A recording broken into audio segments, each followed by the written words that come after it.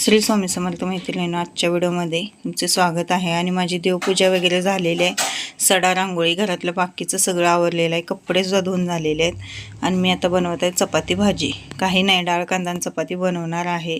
आणि ह्या ज्या दिव्याच्या दिवं लावते मी देवासमोर, तर ती खूप तेलकट झालेली होती, म्हणून मग चपाती बनवलेला जो तवा होता त्याच्यात पाणी ओतलं आणि ते गरम पाणी परातीमध्ये ओतलं आणि त्यामध्ये थोडासा निरमा घातलेला आहे, म्हणजे जेणेकरून भिजलं की चांगलं लख्ख निघतं। आणि तोपर्यंत भांडी पण इथं घासायची होती, ती भांडी पण घासली। आणि आता जाणार आहे मी दुकानात। हे गेलेले आहेत कामाला आणि श्रीचा आणि माझाच तेवढं स्वयंपाक आहे।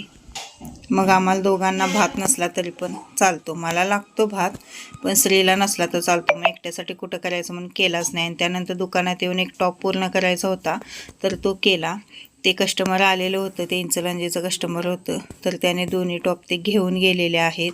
आणि माझ्या साडीला मी असं काहीतरी करायचा विचार करत आहे, म्हणजे असे रेड कलरचे असे समोसे काढणार आहे आणि पूर्ण साडीला असं काटाला लावणार आहे आणि वरून मग लाल कलरची अशी लेस लावायची, असा माझा विचार चालू आहे। काहीतरी वेगळं डिझायनर साडी तयार करायची, असं काही नाही काहीतरी माझ्या डोक्यात कल्पना येत असते। आणि माझ्या साड्या वेगवेगळ्या प्रकारच्या तुम्ही बघू शकता, काही नाही काहीतरी मी साड्यांना म्हणजे स्टोन लावणे किंवा गोंडे लावणे किंवा काही ना काहीतरी मी वेगवेगळं असं लेस लावणे असं काहीतरी करत असते।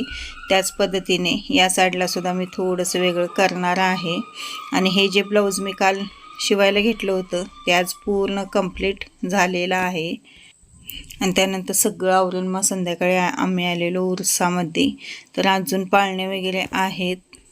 आता तुळशीची लग्न झाली की दुसऱ्या दिवशी सगळं जातात।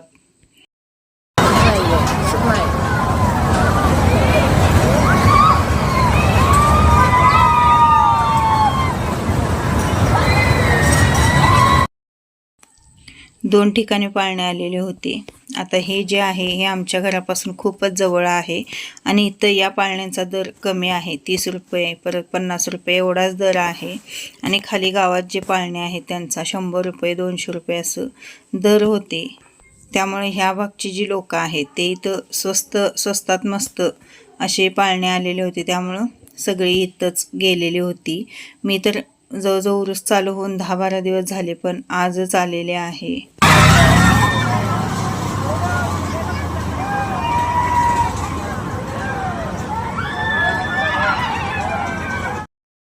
आमच्या कागलचा उरूस खूप मोठा असतो आणि जवळजवळ तो मला वाटते भाऊबीजपासून चालू होतो आणि तुळशीच्या लग्नापर्यंत असतो। कसा वाटला